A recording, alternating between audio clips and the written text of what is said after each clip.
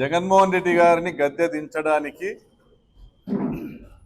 తెలుగుదేశం పార్టీకి ప్రధాన అస్త్రంగా పనిచేసింది ల్యాండ్ టైటిలింగ్ యాక్ట్.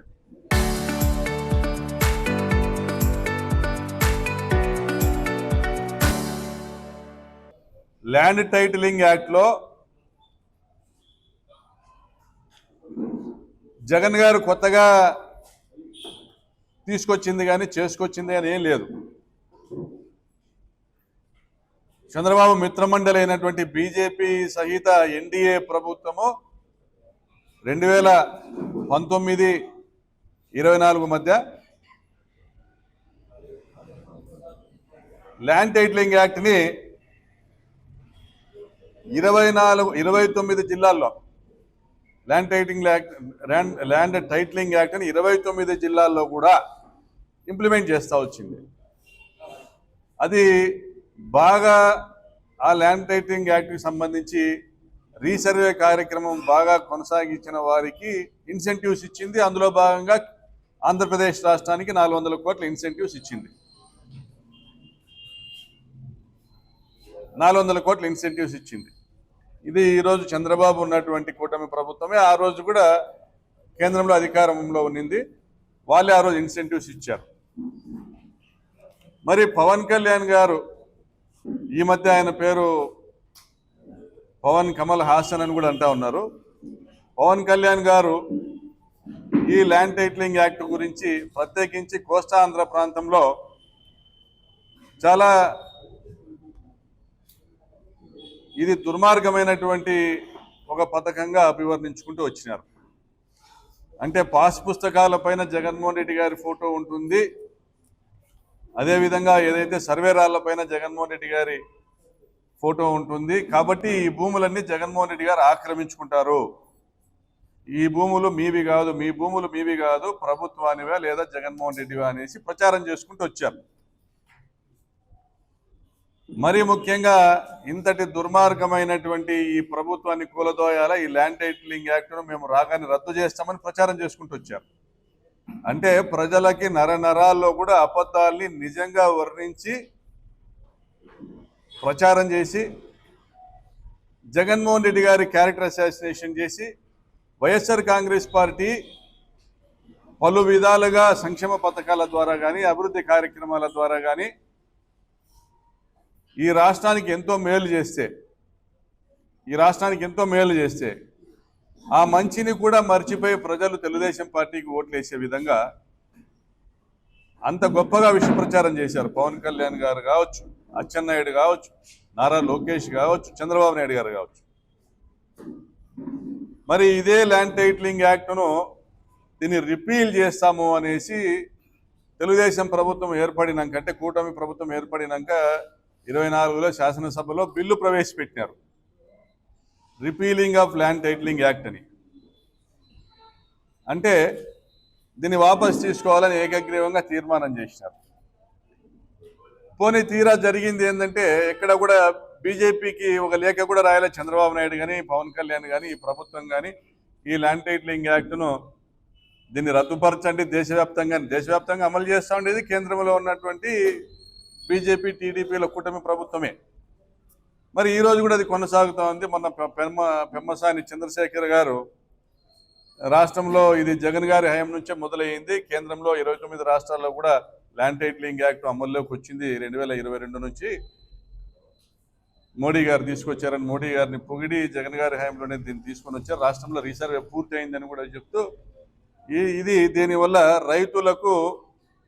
రైతుల ఆస్తులకు భద్రత కల్పించేటువంటి చట్టంగా అభివర్ణించారు. నిజమే, 100 సంవత్సరాల క్రితం ఎప్పుడో బహుశా 1928లో అనుకుంటా బ్రిటిష్ ప్రభుత్వము సర్వే నిర్వహించి రైతుల యొక్క వివరాలు వారి స్వాధీనంలో, వారి అనుభవంలో వారు హక్కుగా కలిగినటువంటి, వారికి వంశపారంపరంగా వారికి చెందినటువంటి భూముల వివరాలను పొందుపరుస్తూ ఒక రికార్డు తయారు చేశారు. దాని తర్వాత అనేక లావాదేవీలు జరిగాయి, అనేక రకాలుగా మార్పు చేర్పులు జరిగాయి. దాని తర్వాత 100 సంవత్సరాలుగా ఏ ప్రభుత్వం పట్టించుకోలే. గత 5 సంవత్సరాల్లో కేంద్ర ప్రభుత్వము ప్రత్యేకించి నీతి ఆయోగ్ ఇచ్చినటువంటి సూచనల మేరకు ల్యాండ్ టైటిలింగ్ యాక్ట్ దేశంలోని 29 రాష్ట్రాల్లో అమలైంది, అదేవిధంగా ఆంధ్రప్రదేశ్ రాష్ట్రంలో అమలైంది. మనకున్నటువంటి 15,000 సచివాలయాల ద్వారా ప్రతి ఒక్క సచివాలయంలో ఉన్నటువంటి సర్వేయర్ల వ్యవస్థ ద్వారా ఈ ల్యాండ్ టైటిలింగ్ యాక్ట్ అద్భుతంగా అతి వేగంగా ఆంధ్రప్రదేశ్ రాష్ట్రంలో దానికి సంబంధించినటువంటి రీసర్వే పూర్తి చేశారు. దీనికి కేంద్రం కితాబ్ ఇచ్చింది. మరి దీన్నే భూములు కొట్టేసేటువంటి ఒక చట్టంగా ఒక దుర్మార్గపు చర్యగా ఎన్నికలకు ముందు ప్రచారం చేసిన ఇదే పవన్ కళ్యాణ్, లోకేష్, చంద్రబాబు నాయుడే ఈరోజు దాన్ని శ్లాఘిస్తూ ఉన్నారు, పొగుడుతూ ఉన్నారు. ఇది మేము తెచ్చాం, మా కూటమి ప్రభుత్వం తెచ్చింది, మేము 100 సంవత్సరాల తర్వాత ఏ ప్రభుత్వం చేయండి మేము చేసామని. అంటే ప్రజల చెవులో ఏమైనా పూలు పెట్టుకున్నారా చంద్రబాబు అని సందర్భంగా ప్రశ్నిస్తాను. నిజమే, ప్రజల చెవులో పూలే పెట్టుకున్నారు. ప్రజల చెవులో పూలు పెట్టారు మీరు చంద్రబాబు నాయుడు గారు. కాబట్టి ఎన్నికల్లో మీకు ప్రజలు ఓట్లేశారు. మరి అదేవిధంగా తిరుమల శ్రీ శ్రీ వెంకటేశ్వర స్వామి యొక్క పవిత్రమైనటువంటి ప్రసాదమైనటువంటి లడ్డూ మీద జరిగినటువంటి దుష్ప్రచారం, జగన్ గారు ఓడిపోగానే అంటే చంద్రబాబు నాయుడు గారు ప్రభుత్వము వచ్చిన తర్వాత సూపర్ 6 హామీలు అమలు చేయలేదనో, ప్రజల్ని మోసం చేశారనో, ఆయన మేనిఫెస్టోను మాఫీ చేశారనో విమర్శలు వస్తున్నటువంటి తరుణంలో కరెంటు బిల్లులు ఇబ్బడి ముబ్బడిగా పెంచేసి 20,000 కోట్ల వసూలు చేశారనేటువంటి తరుణంలో, రాష్ట్రంలో ప్రజల నుండి వ్యతిరేకత వస్తున్నటువంటి తరుణంలో డైవర్షన్ గురించి తిరుపతి లడ్డూలో, పవిత్రమైనటువంటి తిరుపతి లడ్డూ ప్రసాదంలో జంతువుల కొవ్వు కలిపారు అని తెర మీదకి తీసుకొచ్చారు చంద్రబాబు నాయుడు గారు. చంద్రబాబు నాయుడు గారు నేరుగా విమర్శ చేశారు. ఎక్కడ కూడా దీన్ని ఇటువంటి ఆరోపణలు వచ్చినాయని కానీ లేదా దీని మీద విచారణ చేస్తున్నామని కూడా కాదు, నేరుగా ఆరోపణ చేశారు. జగన్ గారిని ఉద్దేశించి మాట్లాడారు. దీన్ని మరికొంత ముందుకు తీసుకెళ్తే పవన్ కళ్యాణ్ గారు విజయవాడలో కనకదుర్గమ్మ గుడి మెట్లు కడుగుతూ తాను సనాతన ధర్మాన్ని పాటిస్తానని, ఇది అతిపెద్ద అపచారమని, ఈ దేశంలోని ప్రపంచంలోని వెంకటరమణ స్వామి భక్తులందరూ కూడా దీన్ని ఖండించాలని, ఈ అపచారము జరిగింది కాబట్టి అందరూ కూడా సాయంత్రం పూట వెంకటరమణ స్వామి స్తోత్రాలు పఠించాలని అని హిందుత్వాన్ని జగన్ గారి ప్రభుత్వము కించపరిచే విధంగా, అవమానపరిచే విధంగా వ్యవహరించిందని మరి ఒకసారి క్యారెక్టర్ అసాసినేషన్ చేశారు. పైపెచ్చు ఇదే తిరుపతి లడ్డూను అయోధ్యకు రామ మందిరానికి పంపించారనేసి కూడా ఉత్తరాదిలో ఉన్న రామ భక్తులందరినీ కూడా టార్గెట్ చేస్తూ కూడా మాట్లాడారు. నేషనల్ మీడియా కూడా మాట్లాడారు. మరి అచ్చెన్నాయుడు లాంటి వాళ్ళు, లోకేష్ లాంటి వాళ్ళు వీళ్ళందరూ మాట్లాడినారు. ప్రతి ఒక్క జిల్లాలోనూ తెలుగుదేశం పార్టీ వాళ్ళందరూ మాట్లాడినారు. ఆ రోజు సుప్రీంకోర్టులో దీనిపైన ఒక పిటిషన్ వేయడం జరిగింది. సుప్రీంకోర్టులో జడ్జిలు నేరుగా దీని మీద ఆర్గ్యుమెంట్స్ చేశారు. రాష్ట్ర ప్రభుత్వానికి సంబంధించినటువంటి అడ్వకేట్ జనరల్ని ఉతికి ఆరేశారు. రాష్ట్ర ప్రభుత్వ ప్రతినిధి అయినటువంటి నాకు తెలిసి సిద్ధార్థ లూద్రా అనే అడ్వకేట్ని కూడా ఆ రోజు ఉతికి ఆరేశారు. ఇది ఎంక్వైరీ దశలో ఉండగా మీరు ఇలా ఎలా ప్రచారం చేస్తారు? ఇది ఎమోషనల్ సబ్జెక్ట్. ఇది భారతదేశ ప్రజలు, యావత్ ప్రపంచంలో ఉన్న హిందువులందరికీ సంబంధించినటువంటి సెంటిమెంట్, ఎమోషన్కి సంబంధించినటువంటి విషయాన్ని దీన్ని రాజకీయానికి వాడతారని ఆ రోజే చివాట్లేశారు. మరి ఈరోజు సుప్రీంకోర్టు ఆదేశాల మేరకు ఎంక్వైరీ చేసినటువంటి సిబిఐ దీన్ని క్లీన్ చిట్ ఇచ్చింది. దీన్ని క్లీన్ చిట్ ఇస్తే ఇదే పచ్చ మీడియా ఏదైతే భుజాన మోసినారో ఇటువంటి దుర్మార్గమైనటువంటి అపవాదుల్ని, నిందల్ని జగన్ గారి పైన వేసేటువంటి కార్యక్రమంలో ముందరుండి నడిపించినారో వాళ్ళు ఈరోజు ఇది టాపిక్ అయిపోయిందని మాట్లాడుతూ ఉన్నారు. ఇది చర్చించాల్సినటువంటి అంశం కాదని మాట్లాడుతూ ఉన్నారు. మరి ఈరోజు ఈ సనాతని ఏమయ్యాడో, ఈ చంద్రబాబు నాయుడు ఏమైనారో, మరి ఈరోజు ప్రపంచవ్యాప్తంగా హిందువులను మీరు బాధ పెట్టినారు. అయితే ఇది ఎటువంటి జంతు కొవ్వులు కానీ, ఎటువంటి అడల్ట్రేటెడ్ ఘీ కానీ తిరుపతి లడ్డూ ప్రసాదంలో ఉపయోగించలేదు, అది కల్తీ జరగలేదనేసి ఈరోజు సిబిఐ విచారణ చేసి తేటతెల్లం చేసిన తర్వాత ఒక్క నిమిషమైనా నువ్వు హిందువుగా పుట్టి ఉంటే చంద్రబాబు నాయుడు, నువ్వు హిందువుగా పుట్టి ఉండింటే ఒక్క నిమిషమైనా నీకు ఆ ముఖ్యమంత్రి కుర్చీలో కూర్చునేటువంటి అర్హత ఉందా? ఇది చంద్రబాబు నాయుడు గారిని ప్రశ్నిస్తా ఉన్నాను సూటిగా. అదేవిధంగా దేశవ్యాప్తంగా ఉన్నటువంటి హిందూ సోదరులను, ఆర్ఎస్ఎస్, బజరంగ దళ్, విశ్వ హిందూ పరిషత్తు, బీజేపీ పార్టీ వారిని మరి హిందుత్వాన్ని మా పేటెంట్ రైట్గా మేము ఓట్ల కోసం ఉపయోగించుకోవచ్చినటువంటి వారందరినీ కూడా ఈ పవన్ కళ్యాణ్ లాంటి కుహానా మేధావులందరినీ కూడా ప్రశ్నిస్తా ఉన్నా, ఒక్క నిమిషమైనా చంద్రబాబు నాయుడు ఆ పదవిలో కూర్చునేదానికి అర్హత కలిగిన వ్యక్తి బహిరంగంగా క్షమాపణ చెప్పాలా లేదా? బహిరంగంగా క్షమాపణ చెప్పాలా లేదా? తిరుపతి వెంకటరమణ స్వామి పాదాల చెంత ఆయన కూర్చొని ఈ రాష్ట్ర ప్రజలకు, హిందూ జాతికి మొత్తానికి క్షమాపణ చెప్పాల్సిన అవసరం ఉందా లేదా అని ప్రశ్నిస్తా ఉన్నా. మరి ఈ విధంగా ఇంకొక పువ్వును రాష్ట్ర ప్రజల చెవిలో పెట్టినటువంటి విషయాన్ని కూడా ఈరోజు తేటతెల్లమైంది. మరొక విషయము అమరావతి గురించి మాట్లాడాలి.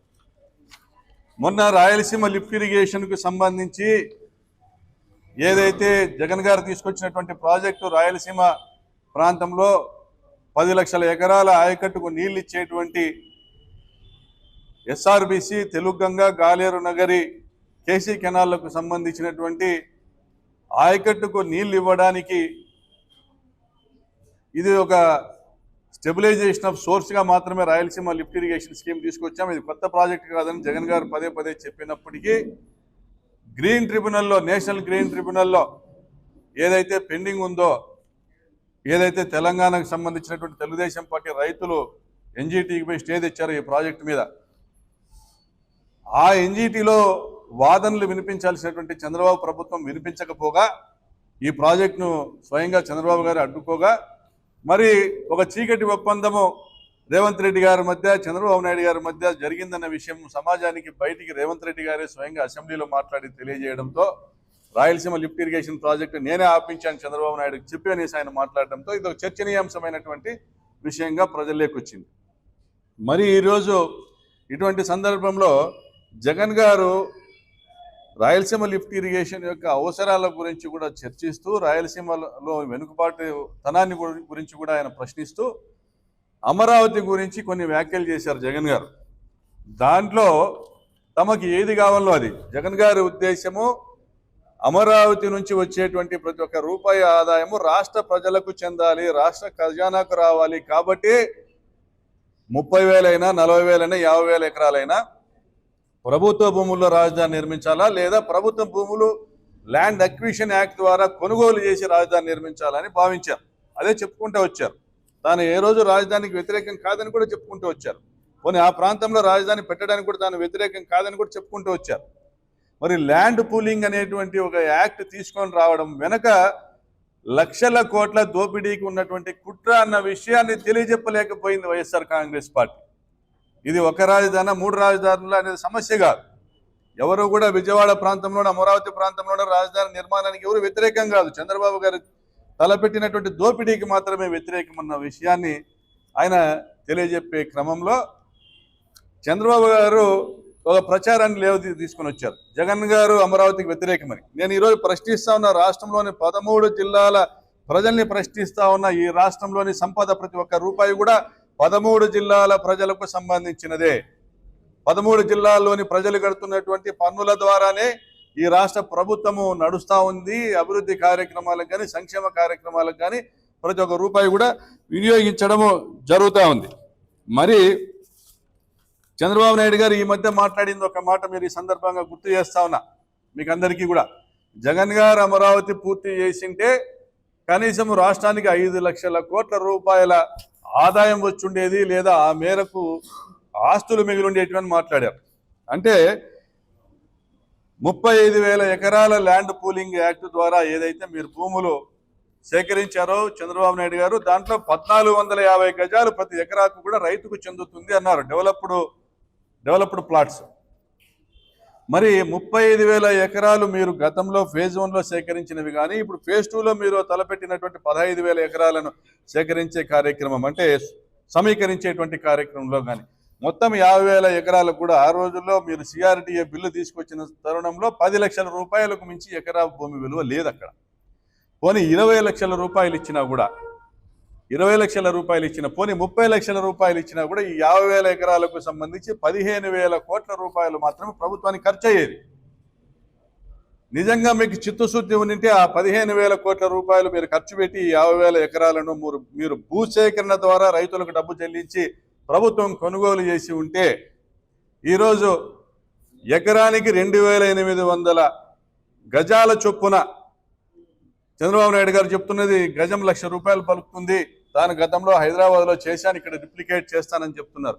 2800 గజాలు ఒక ఎకరానికి ప్రభుత్వానికి మిగిలితే, అంటే రోడ్లకు కానీ కామన్ ఏరియాస్కి కానీ ఇతర వ్యవస్థలకు కానీ ప్రభుత్వ వ్యవస్థలకు కానీ తీసుకొని పోగా మిగిలినవి. మరి ఎకరం పైన 28 కోట్ల రూపాయల ఆదాయం వచ్చి ఉండేది కాదా?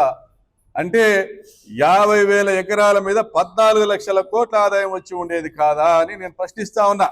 మరి 14 లక్షల కోట్ల రూపాయలు 13 జిల్లాల్లో ఖర్చు పెట్టేటువంటి పరిస్థితి ఉంటే ఈ రాష్ట్రము కొత్తగా ఏర్పడినటువంటి రాష్ట్రం అభివృద్ధి చెందేది కాదా అని నేను ప్రశ్నిస్తాను చంద్రబాబు నాయుడు గారిని. మీరు ఎందుకు ఆలోచన చేయలేదు ఆ విధంగా? అంటే రాష్ట్ర విభజన జరిగిన తర్వాత రెండో రోజు నుంచే మీరు మొదలుపెట్టినటువంటి కుట్ర, మీరు నాటినటువంటి ఒక విషబీజం, జరిగింది ఏదో జరిగిపోయింది, కొత్త రాష్ట్ర నిర్మాణానికి మనకు డబ్బులు అవసరము, కొత్త రాజధాని మనమే నిర్ణయించుకుందాం, కేంద్రం నుంచి 5 లక్షల కోట్ల రూపాయలు తెచ్చుకుందామని మొట్టమొదట మాట్లాడింది మీరే. రాష్ట్ర విభజనను వ్యతిరేకిస్తూ యావత్ రాష్ట్రము అప్పటికే ఇంకా తేరుకోని పరిస్థితుల్లో కూడా ముందుగా మీరే మాట్లాడి 5 లక్షల కోట్ల అప్పు తెస్తామన్నారు. అంటే మీ మధ్యలో ఆలోచన వచ్చేసింది, ఒక క్రైసిస్ నుంచి ఏ విధంగా కూడా సంపద సృష్టించాలి, మీ కొరకు మీ వర్గం కొరకు ఏ విధంగా మీరు సంపద సృష్టించాలని ఆలోచన చేశారు. అప్పటికే ఒక ప్లాన్ చేసుకున్నారు, దాన్ని అమలు చేశారు. దాన్ని అమలు చేసే ఉద్దేశంతోనే మీ పచ్చ మీడియా బాకా ఊదింది అనుభవజ్ఞుడైనటువంటి నాయకుడు కావాలని. ఆ విధంగా మీరు సింగపూర్ తరహా రాష్ట్రాన్ని నిర్మిస్తాము, షాంఘై తరహా రాజధాని నిర్మిస్తామనేసి మీరు చేసిన ప్రచారాన్ని నమ్మి ప్రజలు మీకు ఓట్లేశారు 14లో. సో ఆ విధంగా మీరు మొదలుపెట్టినటువంటి ఈ స్కామ్లో అత్యధిక భాగం భూములు మీ వాళ్ళవి, మీరు కొన్నవి. అంటే ఇందులో ల్యాండ్ పూలింగ్ ద్వారా, మీరు భూ సమీకరణ ద్వారా మీరు రూపాయి ఎందుకు ఖర్చు పెట్టలేదంటే 20,000 కోట్ల లేక కాదు, 15,000 కోట్ల లేక కాదు, ఎన్నికలకు ముందు మీరు అది ఏమి పసుపు కుంకుమకు డబ్బులు ఇచ్చారు 15,000-20,000 కోట్లు, డబ్బులు లేక కాదు. మీరు ఎందుకు ఖర్చు పెట్టలేదంటే మీరు డబ్బులు ఖర్చు పెట్టి భూములు కొంటే ప్రభుత్వానికి వస్తుంది ఆదాయం, మీకు రాదు కాబట్టి కేవలం ల్యాండ్ పూలింగ్ చేశారు. మరి ఇదే జగన్ గారు 20,000 కోట్లు ఖర్చు పెట్టి 30 లక్షల మందికి ఇళ్ల పట్టాలు ఇచ్చారు. అది ప్రజల పట్ల ఉన్నటువంటి చిత్తశుద్ధి. రాష్ట్ర ప్రయోజనాల పట్ల, రాష్ట్రంలో సంపద సృష్టించేటువంటి ఆలోచన మీకు ఉండింటే ఖచ్చితంగా ఒక 15-20 కోట్ల రూపాయలతో మీరు భూములు కొని ఉండేవారు. 50,000 ఎకరాలకు మహా అయితే మరొక 50,000 కోట్ల రూపాయలతో రాజధాని నిర్మాణం చేసి ఉండేవారు. ఎంతో కొంత 1 లక్ష మందికో 2 లక్షల మందికో ఆ ప్రాంతంలో నివాసం ఉంటున్నటువంటి ప్రభుత్వ ఉద్యోగులకు మీకు పడిన ధరకు ప్లాట్లు ఇచ్చినా, ఇళ్ల స్థలాలు ఇచ్చినా కూడా రాజధాని నిర్మాణం జరిగి ఉండేది. ప్రతి ఒక్క బ్యాంకు ఉద్యోగస్తులకు అప్పులు ఇచ్చి ఉండేవారు, రాజధాని నిర్మాణం జరిగి ఉండేది. ఇదేం రాకెట్ సైన్స్ కాదు. అయితే మీరు చెవిలో పూలు పెట్టడంలో సక్సెస్ అయ్యారు. ఇది మీరు ఆంధ్ర రాష్ట్ర ప్రజలకు పెట్టినటువంటి 3వ చెవిలో పువ్వు. మరి చిట్ట చివరిగా రాయలసీమ ప్రాంత ప్రజలకు ఈ మధ్య మీరు పెట్టినటువంటి అతిపెద్ద పువ్వు ఉంది, గోదావరి బనకచెర్ల అనేసి. గోదావరి బనకచెర్ల ప్రాజెక్ట్ కడతాం 1,00,000 కోట్లతో, బొల్లపల్లిలో రిజర్వాయర్ నిర్మిస్తాము, ఆ రిజర్వాయర్లోంచి నీళ్లు రాయలసీమకి ఇస్తాము. శ్రీశైలం డ్యాంలో ఏదైతే నీళ్లు నిల్వ ఉంటాయో అవన్నీ తెలంగాణను వాడుకొని ఇస్తామని మీరును మీ నిమ్మల రామానాయుడు ఇద్దరు కూడా మాట్లాడడం జరిగింది. నిజంగా గోదావరి నుంచి నాగార్జున సాగర్ రైట్ కెనాల్ ద్వారా సోమశిలకు నీళ్లు ఇవ్వడానికి మాత్రమే మీరు 2019లో డిపిఆర్ చేసి పనులు మొదలుపెట్టారు. అదేవిధంగా వాటితో పాటు గుండ్రేవుల ప్రాజెక్టు కూడా డిపిఆర్ చేశారు, కానీ పనులు మొదలు పెట్టలేరు. ఎందుకంటే గుండ్రేవుల ప్రాజెక్టు ద్వారా లబ్ధి పొందేది రాయలసీమ ప్రాంతం కాబట్టి. మరి అదేవిధంగా మేము అధికారంలోకి వచ్చిన తర్వాత రాయలసీమలో అప్పటికే నిర్మాణంలో ఉన్న ప్రతి ఒక్క ప్రాజెక్టు, ఎస్ఆర్బిసి కావచ్చు, తెలుగుగంగ కావచ్చు, కేసీ కెనాల్ కావచ్చు, అంద్రినివా కావచ్చు, గాలియర్ నగరి కావచ్చు, Tungabhadra project, high level canal కావచ్చు, లో లెవెల్ కెనాల్ కావచ్చు, మరియు వీటిపైన నిర్మాణం అవుతున్నటువంటి ప్రతిపాదనలో ఉన్నటువంటి మరికొన్ని ప్రాజెక్టులను కూడా మేము టేకప్ చేయడము, రాయలసీమ డ్రాట్ మిటిగేషన్ ప్రాజెక్టుల ద్వారా ఒక 40,000 కోట్ల రూపాయలు ఖర్చు చేసేటువంటి కార్యక్రమాన్ని మేము చేపట్టాం. అందులో భాగంగానే ఈ ప్రాజెక్టులన్నిటికీ కూడా ఖచ్చితంగా ఒక అష్యూర్డ్గా నీటిని ఏర్పాటు చేయాలంటే తెలంగాణకు సంబంధించినటువంటి పాలమూరు రంగారెడ్డి ప్రాజెక్టు కానీ, దిండి ప్రాజెక్టు కానీ, శ్రీశైలం డ్యాంలో 800 అడుగుల వరకు కూడా నీళ్లు రానివ్వకుండా తోడేటువంటి పరిస్థితి ఉండడంతో అదేవిధంగా తెలంగాణ తమ విద్యుత్ అవసరాల గురించి నీళ్లు 800 అడుగులు కూడా రానివ్వకుండా దిగువకు విడుదల చేసి పవర్ జనరేషన్ చేస్తుండడంతో మేము ఆల్టర్నేటివ్గా వాటికంటే ఒక అడుగు ముందుకు పోయేసి రాయలసీమ లిఫ్ట్ ఇరిగేషన్ ప్రాజెక్టు ఏర్పాటు చేసుకోవడం జరిగింది. ఇది కేవలం తెలంగాణను దృష్టిలో పెట్టుకొని తెలంగాణ ప్రాంతంలో ఏదైతే మీరు వాళ్ళు లిఫ్ట్ ఇరిగేషన్ స్కీమ్స్ ద్వారా నీళ్లు తీసుకొని పోతున్నారో దాన్ని దృష్టిలో పెట్టుకొని మా రాయలసీమ ప్రాంతానికి న్యాయం చేసే విధంగా జగన్ గారు చర్యలు తీసుకున్నారు. అదేవిధంగా వెలిగొండ ప్రాజెక్టు పైన చిత్తశుద్ధితో, అది వాళ్ళ నాయన రాజశేఖర రెడ్డి గారు తీసుకొచ్చిన ప్రాజెక్టు, దాని మీద చిత్తశుద్ధితో 2 టన్నల్స్ పూర్తి చేసి వెలిగొండ ప్రాజెక్టును కూడా 26లో జాతికి అంకితం చేసేటువంటి కార్యక్రమాన్ని కూడా శ్రీకారం చుట్టారు, పనులు చేశారు, ఖర్చు పెట్టారు. మరి ఇటువంటి పరిస్థితుల్లో మీ ఉద్దేశం వల్ల రేవంత్ రెడ్డికి మేలు చేయడము, కాంగ్రెస్ ప్రభుత్వం ఉన్నటువంటి తెలంగాణకు, కాంగ్రెస్ ప్రభుత్వం ఉన్న కర్ణాటకకు మేలు చేయడం తప్ప మీరు రాయలసీమను మీరు ఏదో దాన్ని ఉద్ధరించాలని కాదు, రాయలసీమకు మేలు చేయాలని ఆలోచన మీకు ఏ క్వశ్చన్ కూడా లేదు. చంద్రబాబు నాయుడు గారు గతంలో మీరు చేసిన మోసం మరి ఒకసారి మీకు గుర్తు చేస్తా. ఏదైతే పోలవరం ప్రాజెక్టుకు సంబంధించినటువంటి అన్ని అనుమతులను రాజశేఖర రెడ్డి గారు తీసుకొచ్చారో, రాజశేఖర రెడ్డి గారు కుమారుడు ఆ అనుమతులను ఉపయోగించుకొని ప్రాజెక్టును మొదలుపెట్టారు. మరి రాజశేఖర రెడ్డి గారు తీసుకొచ్చిన అనుమతులన్నీ కూడా వచ్చిన తర్వాత, సిడబ్ల్యూసి అప్రూవల్ ఇచ్చిన తర్వాత, ఎగువ రాష్ట్రాలైనటువంటి తెలంగాణ, కర్ణాటకలు అప్పటికే నిర్మాణంలో ఉన్న వారి ప్రాజెక్టులకు ఈ ఇంటర్ బేసిన్ ట్రాన్స్ఫర్ ద్వారా ఏదైతే గోదావరి బేసిన్ సంబంధించిన నీళ్లను కృష్ణా బేసిన్కు ఉపయోగించుకుంటున్నప్పుడు ఎగువ రాష్ట్రాలకు ఏదైతే ట్రిబ్యునల్లో అప్పటికే కల్పించిన హక్కు ఉందో అప్పర్ రైపీరియన్ స్టేట్స్కి అందులో 50% వాడుకోవచ్చు అనేసి 45 టీఎంసీలు వాడుకోవడానికి వాళ్ళు ప్రాజెక్టులో డిపిఆర్లు రూపొందించుకోవడము, అపరిభద్ర ప్రాజెక్టులో ఆ నిర్మాణం పూర్తి చేసుకోవడము దాదాపుగా కర్ణాటక ప్రభుత్వం, అదేవిధంగా తెలంగాణ ప్రభుత్వం కూడా అప్పటికే నిర్మాణంలో ఉన్నటువంటి ప్రాజెక్టులకు ఈ వాటాను తాము ఉపయోగించుకున్నట్లుగా వాళ్ళు సిడబ్ల్యూసికి డిపిఆర్లు సబ్మిట్ చేయడం కూడా జరిగింది. అంటే పోలవరం ప్రాజెక్టు పూర్తి కాకుండానే మనం దాదాపు 85 టీఎంసీల పైన 80 టీఎంసీల పైన నీళ్లు కోల్పోయాం. ఇప్పుడు మళ్ళీ నువ్వు గోదావరి బనకచెర్ల ప్రాజెక్టు తీసుకొస్తాం, 200 టీఎంసీలు స్టోర్ చేస్తాము బొల్లాపల్లిలో నిర్మాణం చేసి అని మళ్ళీ మీరు డిపిఆర్ తీసుకొని పోయి రేవంత్ రెడ్డి చెప్పినట్లుగా సిడబ్ల్యూసికి ఇస్తే రేవంత్ రెడ్డి అభ్యంతరం చెప్పాడు, కర్ణాటక అభ్యంతరం చెప్పదు. ఎందుకంటే ఆ డిపిఆర్ అప్రూవ్ చేయడానికి 1 నెల 2 నెలలు 3 నెలల్లో పడుతుంది, కానీ ఈ ప్రాజెక్ట్ చేయడానికి 25 సంవత్సరాలు పడుతుంది. ఈ 25 సంవత్సరాల పాటు పైన ఎగువ రాష్ట్రాల్లో ప్రాజెక్టులు ఇప్పటికే నెయ్వేలి ఆఫ్షోర్ రిజర్వాయర్ నిర్మాణానికి సిద్ధపడతా ఉంది, తుంగభద్ర డ్యాంకి ఎగువన కర్ణాటక. అదేవిధంగా పాలమూరు రంగారెడ్డి దిండి ఇటువంటి ప్రాజెక్టులన్నిటికీ కూడా అప్రూవల్ వస్తుంది. ఈ డైవర్షన్ ద్వారా 200 టీఎంసీలు ఏదైతే శ్రీశైలం నుంచి గోదావరి పోలవరం కాలువ నుంచి కృష్ణా బేసిన్లోకి, అది వెలుగొండ రిజర్వాయర్ కావచ్చు, బనకచెర్లకు కావచ్చు, నాగార్జునసాగర్ రైట్ కెనాల్ కావచ్చు, ఇక్కడికి నీళ్ల ట్రాన్స్ఫర్ అనేటువంటి జరగబోతోంది. కాబట్టి మాకు హక్కులు కల్పించండి అనేసి ఆ రాష్ట్రాలు పైన ప్రాజెక్టులు, ఎగువన ప్రాజెక్టులు నిర్మిస్తారు. దానివల్ల శాశ్వతంగా రాయలసీమ ఎడారవుతుంది. తుంగభద్ర నుంచి ఈరోజు కిందికి వచ్చే నీళ్లు కిందికి రావు. ఇప్పటికే నీ నిర్లక్ష్యం వల్ల ఆల్మట్టి నుంచి వచ్చే నీళ్లు కిందికి రావడంలే. ఆ వచ్చే నీళ్లను పాలమూరు రంగారెడ్డికో, జూరాలకో, కల్వకుర్తికో, భీమాకో, నెట్టంపాడు ఎత్తిపోతల పథకాలకో వాడుకుంటా ఉన్నారు. ఇప్పుడు అవి శాశ్వతంగా రాకుండా హక్కులు కల్పిస్తున్నావు నువ్వు చంద్రబాబు నాయుడు. నువ్వు తెలంగాణకు కానీ కర్ణాటక కానీ కేవలం నీకు క్యాష్, నీకు డబ్బు కావాలా.